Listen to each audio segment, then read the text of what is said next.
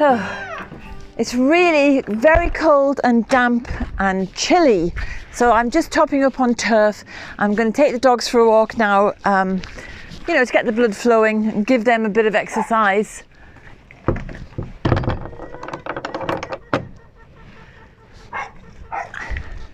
And don't forget, this week we're visiting Con again, and he's going to tell us about his new book, which is all about Ogham, an ancient Irish script. Come on, dogs. Okay, go. Hey. Woo. Come on.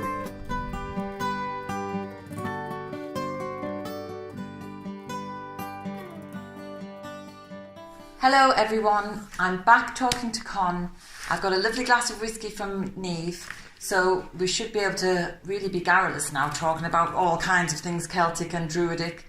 But I'm interested in knowing more about Ogham because it has become very popular through tree calendars. And what triggered me to ask Con about Ogham is the beautiful script on his leather belts. So tell me, Con, for you, what is Ogham? Is it just about trees? Ogham is a linear script. So it's dash lines or marks across a line that equate to letters from another language. It's not really about trees, but we've been led to believe it's about trees. I explained this in great detail in the first 40 pages, which are, of course, in English, making it easy to understand. And then I progressed to reclaiming the script for the modern era, through which I teach in triads.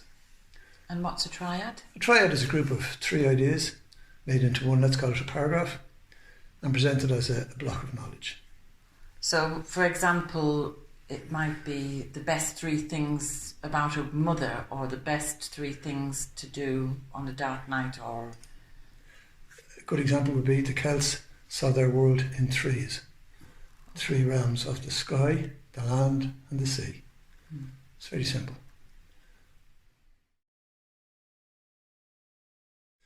Ogham is dated at its earliest inception to the Tuatha Dé Danann, the people of the goddess of the tribe of Dan.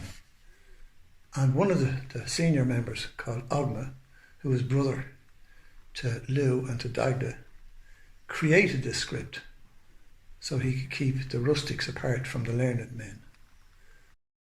The earliest known use of Ogham, or so we're told in the Catholic written works, was by Ogma to his brother Liu. His other brother, of course, is Dagda. It was on a birch stick like this, which has 7 notches carved on it, and each of these notches represents a bee, a behe, or skelge, or birch in English. And this is actually on a birch stick as well. So we're told that this is the very first one that was ever created, a message. How it works, I don't know. How it translates to what the church told us it translates to, can't prove. But this is supposed to have been the very first example of the use of Ogham on a stick, and it's a linear scratches. Mm-hmm. These are all cut out with a knife. Right, but they always have just used twigs and sticks. Twigs would have been very handy, very available. Yeah. And later in the book, in the same book, the Book of Ballymote, we're told how to read Ogham. And maybe this is part of where the association, but it's a tree or a forest alphabet. You approach birch and you approach Ogham as if you're approaching a tree. So these would be the 2 feet. So you stand in front of it and look at it. Then these scratch marks would be to one side, the linear script. And that's how you read it, is up that way. That's what I've been led to understand. Well, that's how you read it, but that doesn't necessarily make it into a tree alphabet. It's more of a landscape alphabet. It will include the trees, but it will include other things of value, such as the plains.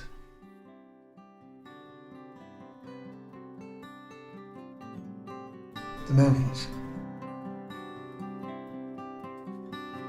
the seas, the landscape you live in.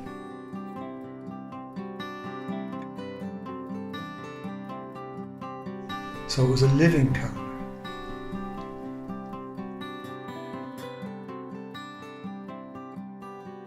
And so this was just used for the nobility of the time, I suppose, to send messages to one another. That's what we're told by those who wrote it down. And they wrote it down thousands of years after it's supposed to have happened. Yeah. The Celts were communicated their heritage through oral histories and stories. They didn't really write anything down, so we're told.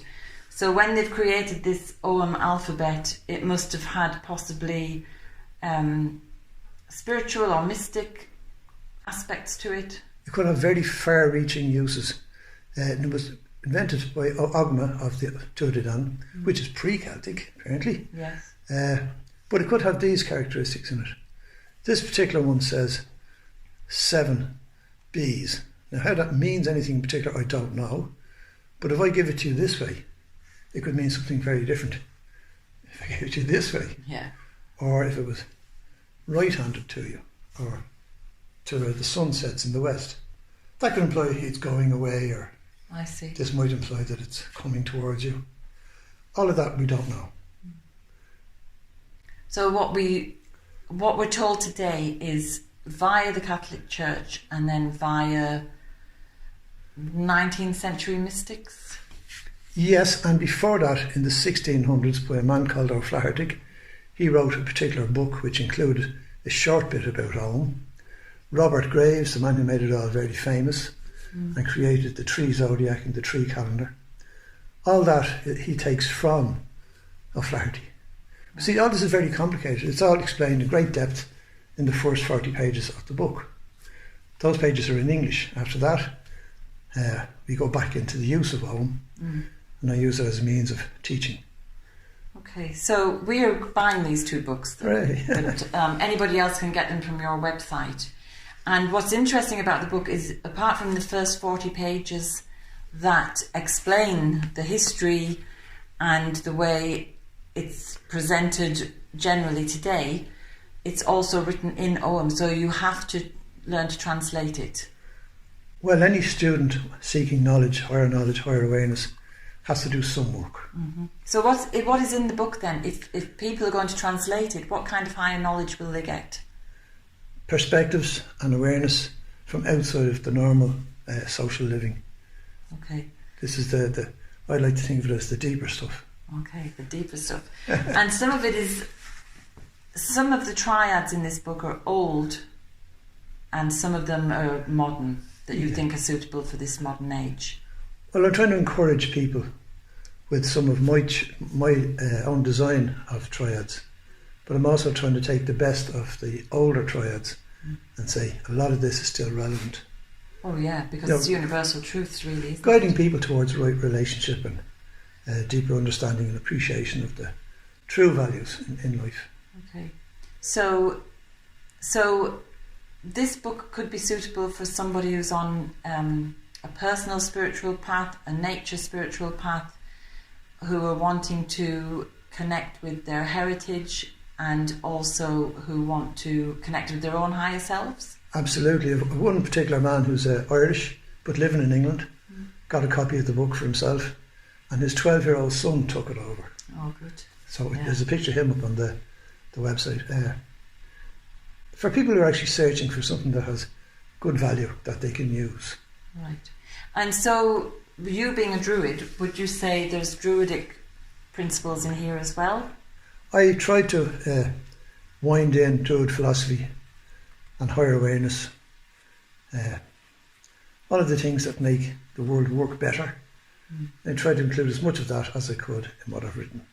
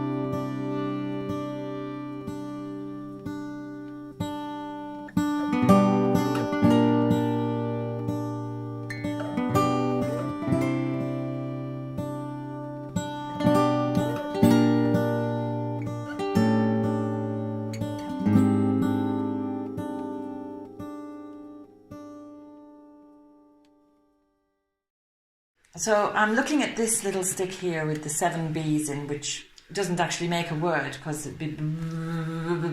So how would I write my name on a stick? Good question. I've written it out for you already. Oh, wow. There's another birch stick, and I'll just turn it around for a moment. So, this would be your name in birch. Again, read from the feet or the roots up. Mm-hmm.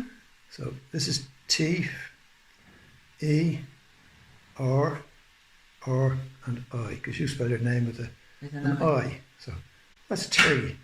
Wow. There's a gift for you. Oh, isn't that beautiful? I love it. I'm already thinking, where will I place it at home so that I can see it? Well, traditionally it would be either standing up Yeah. or facing that way, facing to the right. Oh, yeah. But there are examples of standing stones with the Ogham coming top down Okay, why would that be? and even left to right. Well, Do you have any... what's written on the standing stones was done by the church, Right. and they did a version of Ogham which translates to Latin, mostly into Latin, or their version of early Irish. Mm-hmm. So when they were writing on standing stones, they were trying to declare ownership of land and trying to declare the church is now in charge. Yeah, it's interesting, isn't it? Because the Celts would have held land in community. It belonged to everybody within the clan. And these standing stones, they're not Neolithic, so they're obviously more early Christian. In that the markings on them, I mean. The stones could be Neolithic. The stones could be. They're probably much older, but the markings would be... All the markings of Ogham and standing stones date from the early Catholic times here. There's about 400 or so known to have been inscribed with Ogham, and they're all inscribed by Catholic priests or Catholic scribes. There's one particular stone in Wales that has some Ogham on it and some runes on it, and it all translates to a priest saying, "They made me do this." or I was here. Sort of thing. Yeah, it's a bit Kilroy, if you like. Yeah. Just a last question. If the birch represents B, which is Beher, the names of the other trees would suggest that they do represent letters. Is that shoving something into a little compartment? People want there to be such a alphabet tree calendar. Robert Graves made this exciting, made it like a fantastic invention that everybody, not an invention, a discovery that everybody could use. But it's very fraudulent.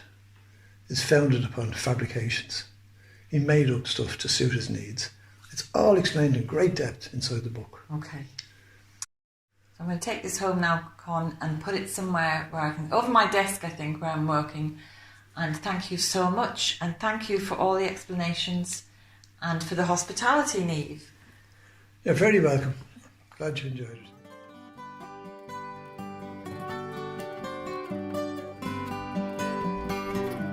I hope you enjoyed today's film.